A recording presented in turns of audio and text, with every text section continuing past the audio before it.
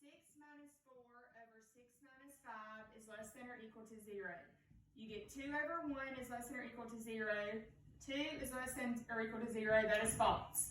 Now, so we're looking at 4 and 5 for your notation. This is what you need to see. This is the difference. 4 has a parentheses and, I lied. Hold on.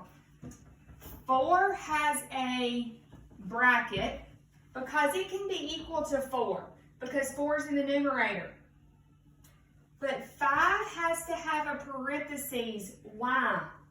Because what is 5 up here? 5 is a restriction in the original. Okay? Up here, 5 is actually a restriction in the original, so it can't be equal to 5. That is why 5 has to have a parentheses. Okay? And 4 can have a bracket because 4 is not a restriction. 4 is just your numerator equal to 0.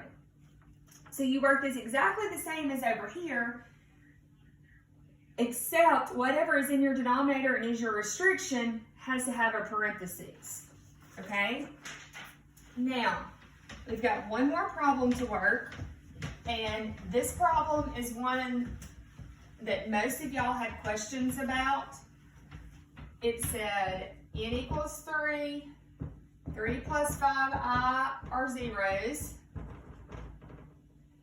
The function at -1 equals 104. Okay, you're going to set this up as x minus 3, x minus 5i, and x plus 5i. -3, 5i, and plus 5i. Now, x minus 3. Now, when you pull all this out, right here, you're going to get x squared plus 25.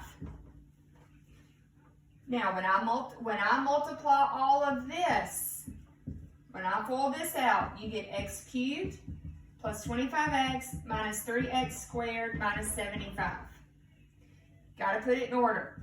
X cubed minus 3x squared plus 25x minus 75. That's one of your first answers.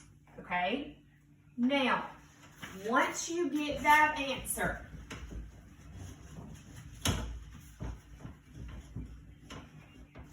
all right, once you get this is where this -1 and this 104 comes into place.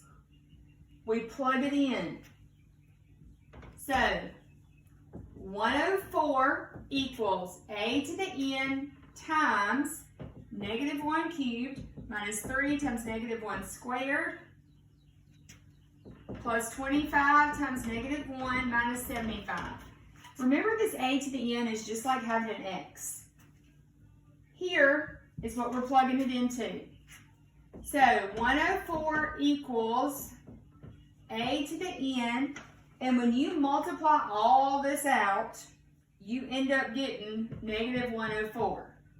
Divide both sides by -104, and you get -1 equals a to the n. Now, once you get this,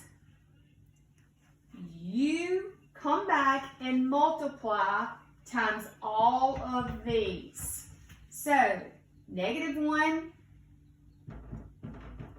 times x cubed, -1 times 3 times x squared, and so forth. So, -1 times x cubed gives you -x cubed. -1 times -3 gives you a positive 3x squared. -1 times positive 25 gives you a -25x. And -1 times -75 gives you a positive 75. This would be your final answer. Now, real quick reminder, there's 25 questions on the test.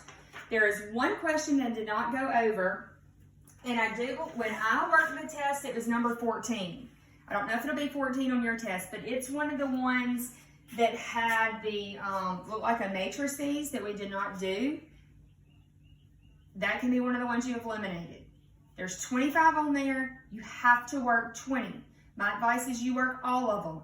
After everybody completes the test, I will go back in and adjust the grades accordingly, because we're going to make the best out of all these situations and improvise, okay?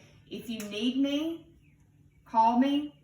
I will open the test as soon as my math lab gets put back up, and I'll send everybody a text out and let you know when it happens. I hope it's sometime today. I got an email this morning that they were working on the site.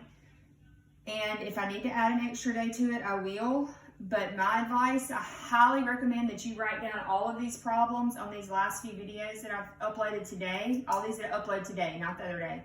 And you have them in front of you when you try to work this. Good luck.